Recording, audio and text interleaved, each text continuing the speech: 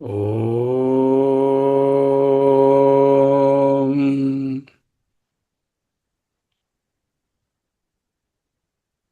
ఓం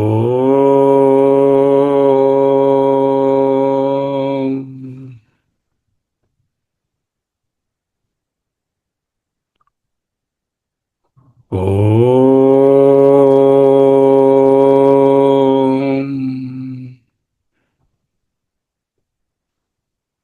స్థిర సుఖమాసనం.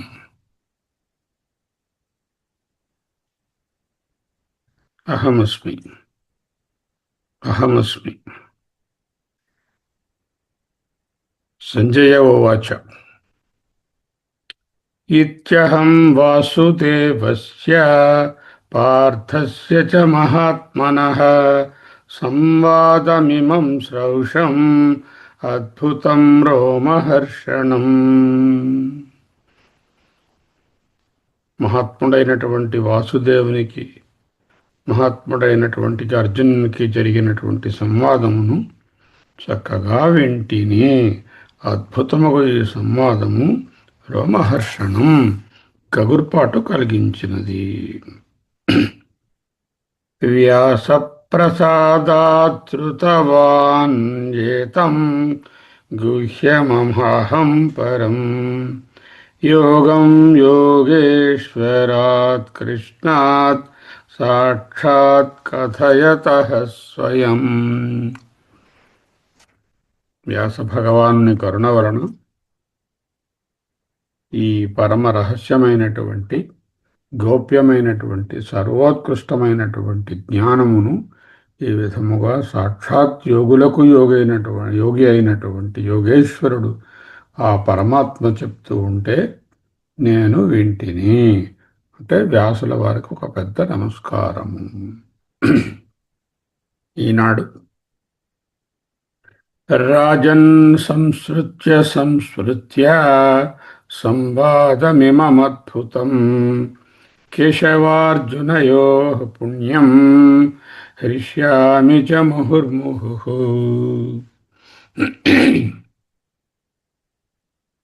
అహమస్మి.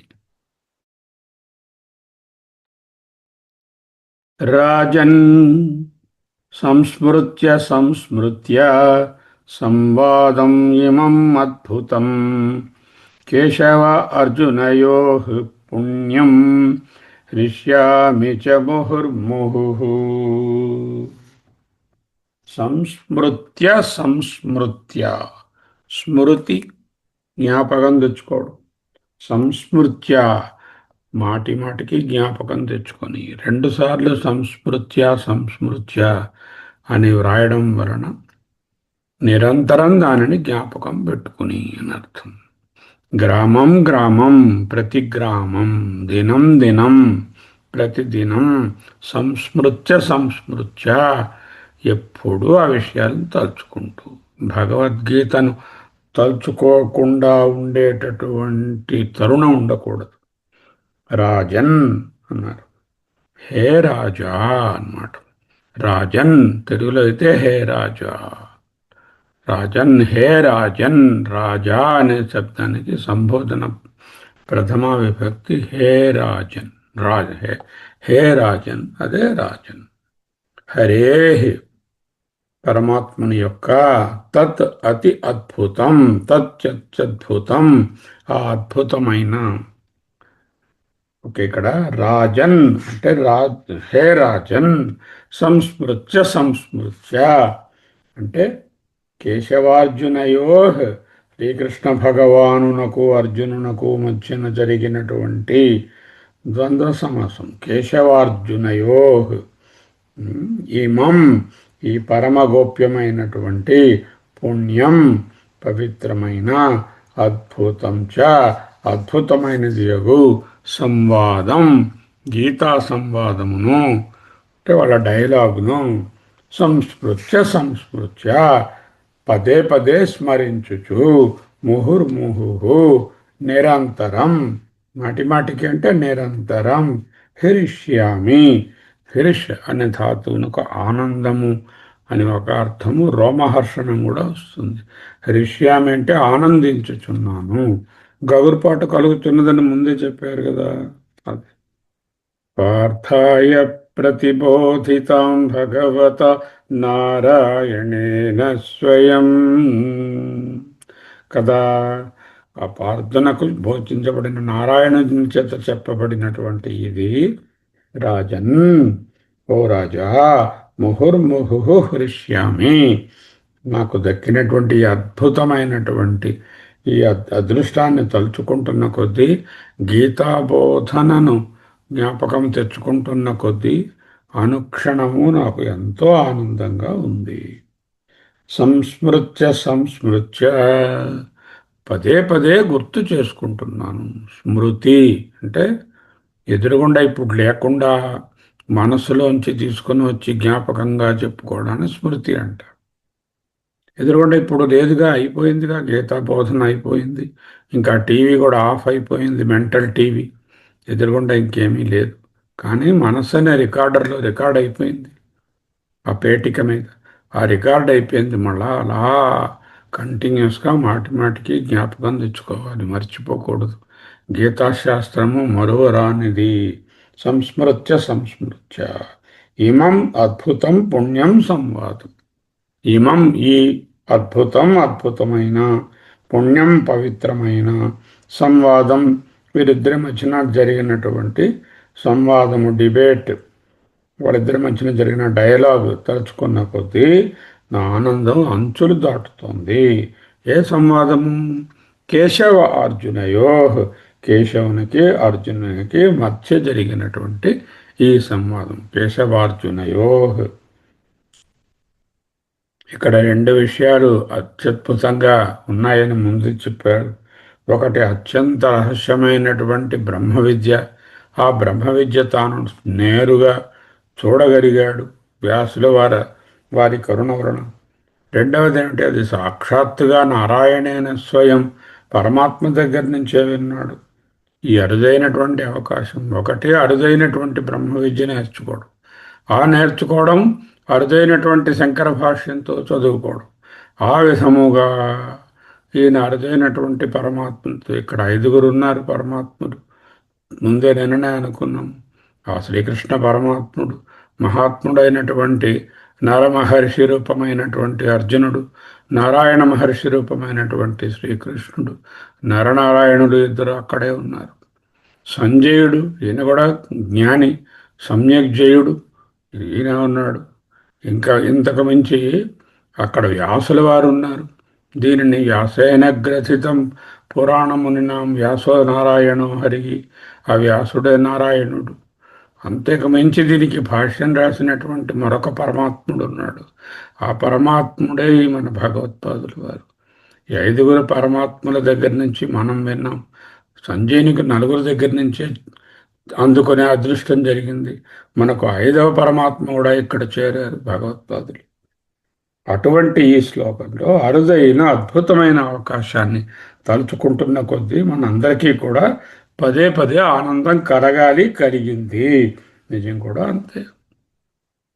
మనం ఎక్కడికో ఏ మానస సరోవరానికో ఏదో ఒక రేర్ ప్లేస్కి ఫస్ట్ టైం వెళ్ళామనుకోండి, వెళ్ళొచ్చేసిన తర్వాత కూడా మర్చిపోతామా? మళ్ళీ మళ్ళీ మళ్ళీ మళ్ళీ అదే విషయాలను జ్ఞాపకం తెచ్చుకుంటూ స్మృతి పేటిక నుంచి వాటిని చూసి ఆనందం పొందడం, రోమహర్షం కలగడం చాలా మనందరికీ అనుభవంలో ఉన్న విషయమే.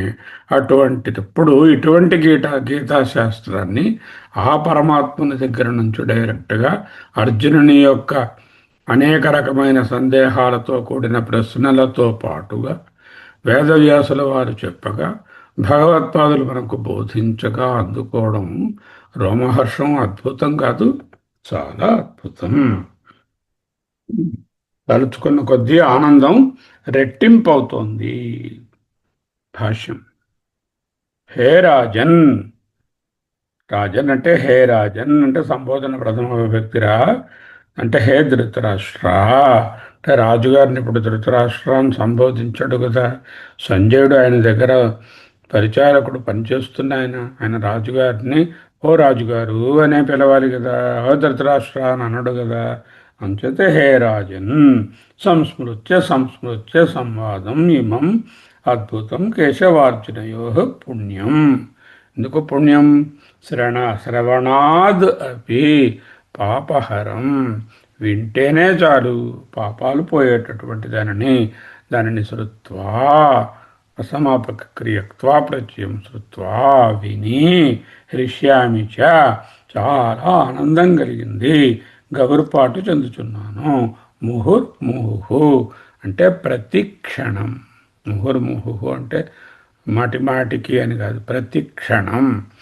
దినం దినం ప్రతిదినం, గ్రామం గ్రామం ప్రతి గ్రామం, ముహుర్ముహు ప్రతి క్షణం, సంస్మృత్య సంస్మృత్య ఎప్పుడూ జ్ఞాపకం చేసుకుంటూనే ఉన్నాను. అంటే మనం కూడా వినాలి, వినది జ్ఞాపకం పెట్టుకోవాలి. గీతాశాస్త్రం ఎక్కడ అవకాశం వస్తే దానిని మళ్ళీ పునర్వీక్షణం చేస్తూ రిఫర్ చేసుకుంటూ ఉండాలి. రాజన్ సంస్మృత్య సంస్మృత్య సంవాదం యమమద్భుతం కేశవార్జునయో పుణ్యం హృష్యామి చ ముహుర్ముహు.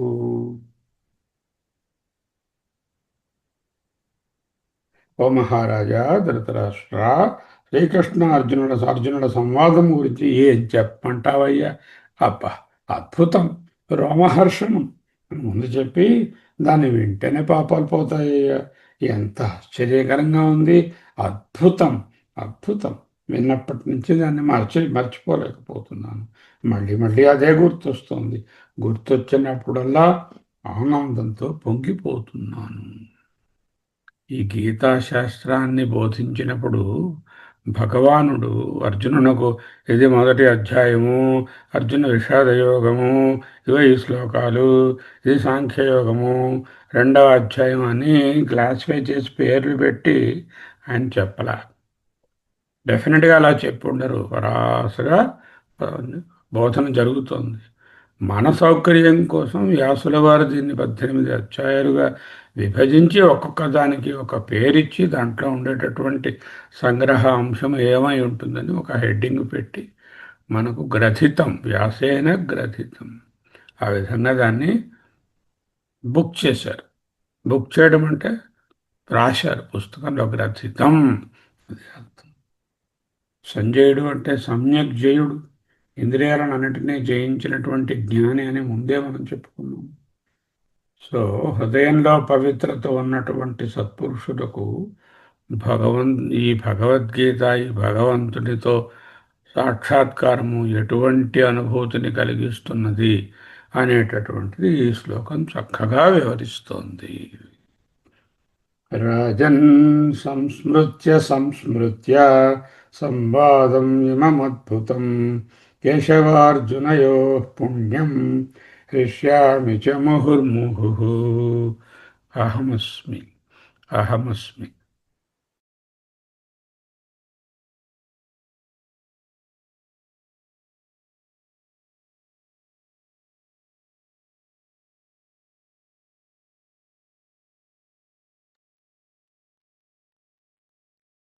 O king, repeatedly I am recalling this wondrous, auspicious dialogue between Krishna Paramatma and Arjuna. I rejoice again and again. I recall it every time.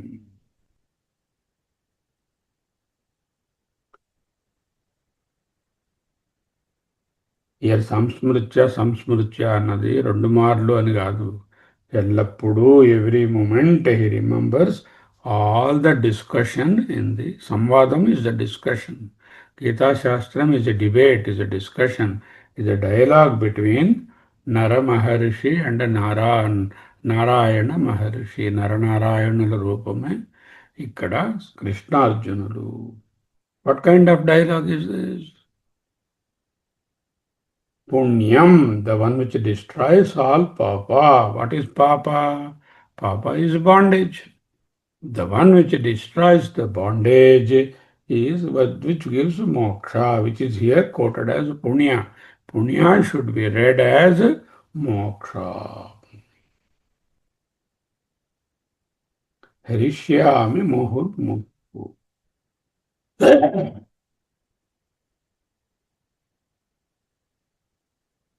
అంటే అక్కడ జరిగినటువంటి డిబేట్ను డిస్కషన్ను తెలుసుకోవడం ఒక ఎత్తు, జరిగినటువంటి డిమాన్స్ట్రేషన్ కూడా ఇచ్చారు అక్కడ. ఆ డిమాన్స్ట్రేషన్లో విశ్వరూపము కనపడింది.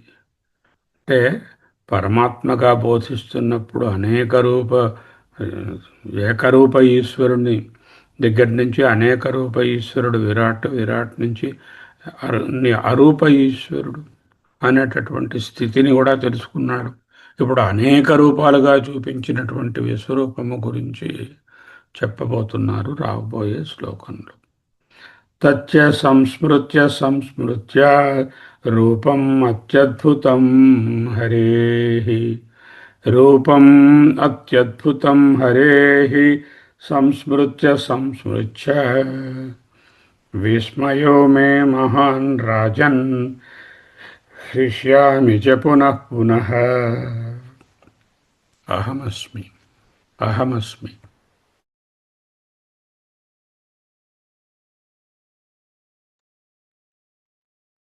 తచ్చ సంస్మృత్య సంస్మృత్య రూపం అత్యద్భుతం హరేః విస్మయో మే మహారాజన్ విస్మయో మే మహాన్ రాజన్ హృష్యామి చ పునః పునః.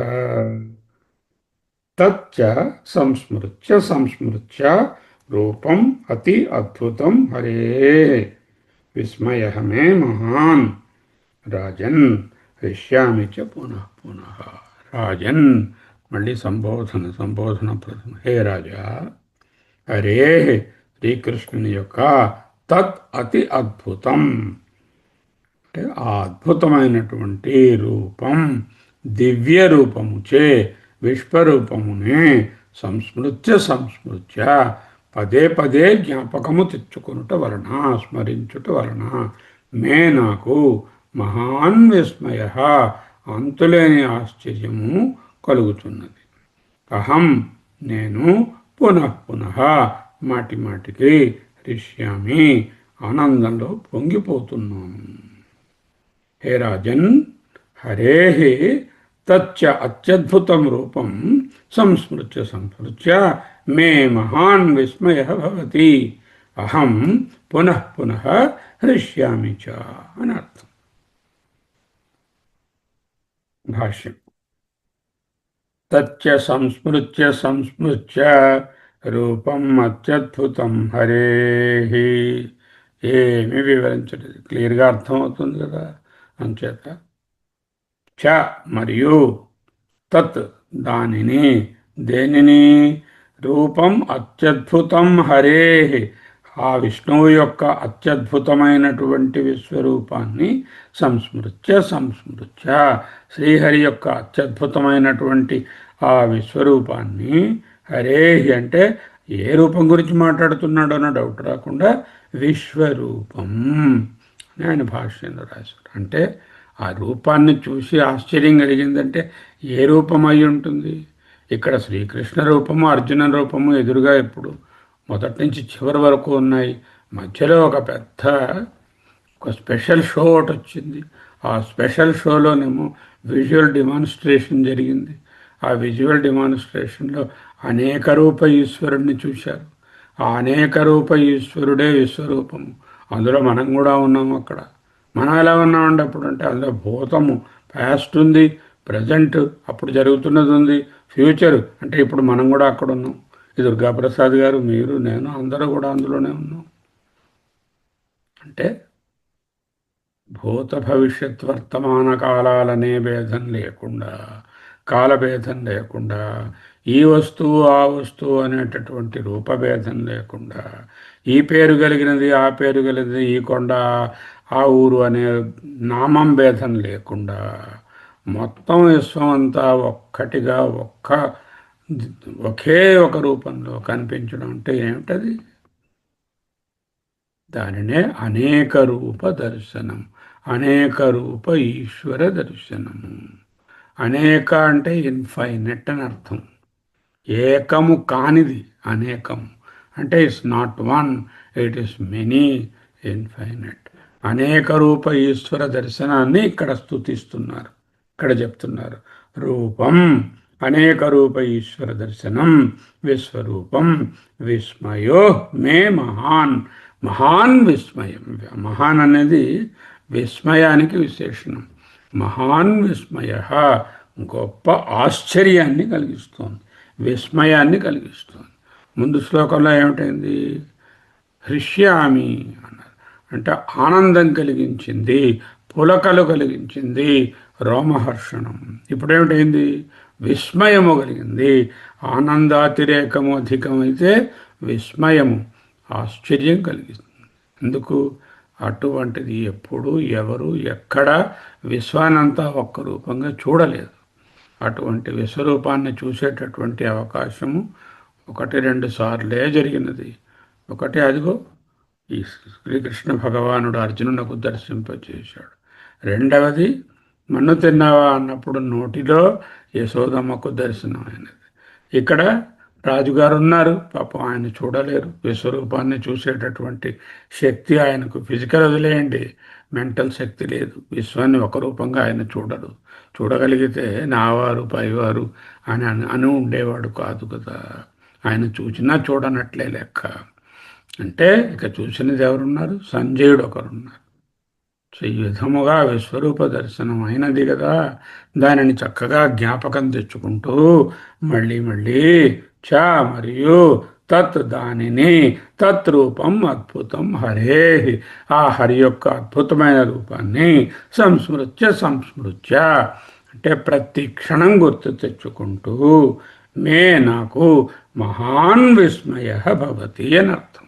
మహాన్ గొప్ప, విస్మయ ఆశ్చర్యము, విస్మయము అనేటటువంటిది కలిగింది. రాజన్, హే రాజా, చెప్పలేకుండా ఉన్నానండి, మాటలు సరిపడడం లేదు. నా తాలూకా ఆనందము, సంతోషము, విస్మయము వర్ణించలేకుండా ఉన్నాను. రిష్యామిచ పునః పునః, ఈ విశ్వరూపాన్ని పలుమార్లు గుర్తు చేసుకుంటూ నాకు గొప్ప విస్మయం కలుగుతుంది. దేహం కూడా ప్రతి క్షణము హృష్యామిచ గగుర్పాటు కలుగుచున్నది, అంటే ఆనందం కలుగుచున్నది. రాజన్, ఓ ధృతరాష్ట్ర, రాజుగారిని అలాగే సంబోధించాలి. తచ్చ సంస్మృత్య సంస్మృత్య అంటే ఒక్కసారి జరిగినదంతా అలా జ్ఞాపకం తెచ్చుకుంటాను. అక్కడ మళ్ళీ 11వ అధ్యాయం హెడ్డింగ్ పెట్టి ఏమి ఉండదు కదా విశ్వరూప సందర్శన యోగం అంటే. కానీ మొత్తం డిస్కోర్స్లో సింగిల్ అవుట్ చేసేటటువంటి విజువల్ ఎక్స్పీరియన్స్ ఏమిటి? ఆ విశ్వరూపమే. మీరు ఎక్కడికైనా వెళ్తారు, అన్నీ చూస్తారు. అందులో ఒకటి చాలా అద్భుతంగా ఉంటుంది. ఆ విజువల్ ట్రీట్ ఏదైనా ఉందంటే అబ్బా అన్నీ ఒక ఎత్తు, అది మట్టుకు ఒక ఎత్తు అంటారు కదా. అలాగే ఆ విశ్వరూపాన్నే చెప్తున్నారు. హరే అద్భుతం రూపం, నాకు ఈ స్వరూప దర్శనం చాలా చాలా ఆశ్చర్యాన్ని కలిగించింది. నా మనసుకు హత్తుకుపోయింది. ఇంతవరకు వాసుదేవుడు, శ్రీకృష్ణుడు, యశోదానందనుడు, గోకులవాసి అనుకున్నటువంటి శ్రీకృష్ణుని ఒకసారి సగుణ బ్రహ్మగా చూశాడు. ఆ సగుణ బ్రహ్మ ఏకరూప ఈశ్వరుడి నుంచి అనేక రూప ఈశ్వరుని చూశాడు. అనేక రూప ఈశ్వరుడు అంటే విశ్వరూప ఈశ్వరుడు. ఆ విశ్వరూప ఈశ్వరునిలో బోధనలో నిర్గుణ ఈశ్వరుణ్ణి చూశాడు. అంటే ఏకరూపమైనటువంటి శ్రీకృష్ణుడనే భావం నుంచి అనేక రూపమైనటువంటి విశ్వరూప భగవంతుని దగ్గరకు వెళ్ళి ఆ అనేక రూప భగవంతుడు నిర్గుణ పరబ్రహ్మము అని బోధింపబడినది. ఆ నిర్గుణ పరబ్రహ్మము మనస్సుకే ఆనందాన్ని కలిగిస్తుంది, బుద్ధిలో జ్ఞానాన్ని నెలకొల్పుతుంది. కానీ కనులకు కనిపించినటువంటి ఒక విజువల్ సీన్ కాదు కదా. అంచేత ఈ రూపం అంటే ఇక్కడ కనిపించినటువంటి విశ్వరూపాన్ని పురస్కరించుకుని ఆ అనేక రూప ఈశ్వరుడే నా కళ్ళ ముందు కనిపిస్తున్నాడు.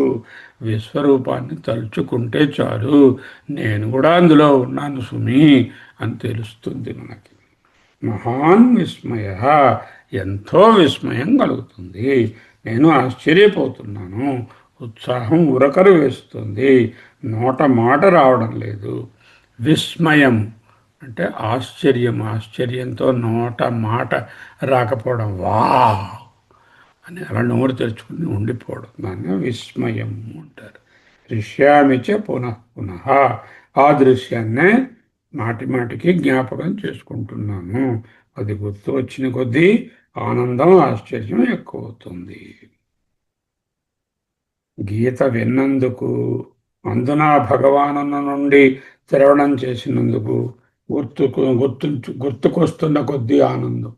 ఇప్పుడు విశ్వరూపాన్ని తెచ్చుకుంటున్న కొద్దీ మరింత ఆనందంగా ఉంది అంటూ ఒక శ్లోకంలో చెప్పాడు. ఆనందం తనివి తీరలేదు. మరొక శ్లోకంలో కూడా మళ్ళీ అదే ఆనందాన్ని వ్యక్తం చేస్తూ, ఈసారి రూపము కూడా కోట్ చేస్తూ, అనేక రూప ఈశ్వరుని దర్శనం చేయడం మొదటిది. మనం మంచిది మన దేవుడి పెట్టెలోని, మన ఊరిలో ఉన్న దేవాలయంలో ఉన్న దేవతను దర్శించడం మాని, లేకపోతే దర్శించుకుంటూ ఉంటూ విశ్వరూప ఈశ్వరుని చూడడం నేర్చుకోవాలి. మన ఋషీశ్వరులు వేదకాలంలో ఏ దేవుని దర్శించలేదు. వాళ్ళకి ఇవేమి కోవెళ్ళు లేవు, ఈ సగుణ సాకార రూపములు లేవు. విఘ్నేశ్వర స్వామి, కుమారస్వామి ఇవేవి లేవు. ఈనాడు కదా ఈ కొట్లాటలు, విష్ణువు శివుడు అనే కొట్లాటలు. అప్పుడు అవి లేవు కదా. అప్పుడు ఉన్నదంతా నేచర్ వర్షిప్.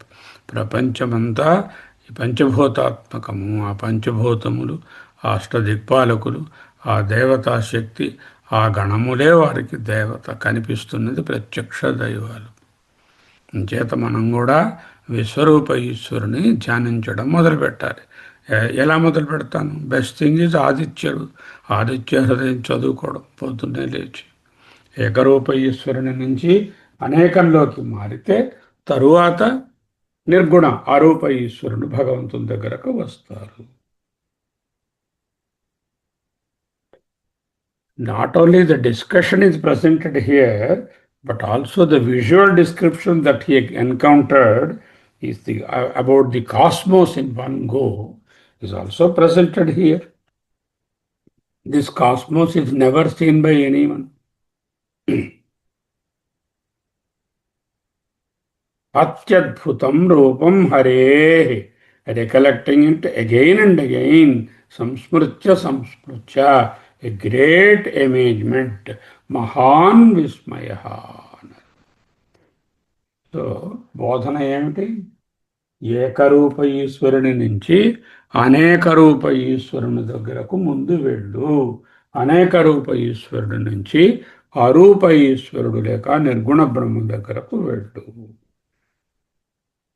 ఈ విధమైనటువంటి డైరెక్ట్ ఎక్స్పీరియన్స్ ముందు చెప్పుకున్నట్టుగా చాలా కొద్ది మందికి మాత్రమే కలిగినటువంటి అనుభవం. చెప్పవలసిన విషయం అంతా పూర్తయింది. కథాపరంగా క్లోజ్ చేయాలి. అదే రాబోయే శ్లోకము. రాబోయే శ్లోకంలో అవతారిక ఏమి రాశారు? కిం బహునా, ఎంతెందుకు ఇంకా అన్నారు. అయిపోయింది. కథాపరంగా చూడాలి ఆ శ్లోకాన్ని, తత్వపరంగా కూడా చూడాలి. It is not a simple ending of a regular story. There is a lot to read in the last Shloka. That we have to understand. We will spend probably 1 or 2 sessions on that to understand that profound final verse. Ahamasmi, Ahamasmi, Ahamasmi, Ahamasmi,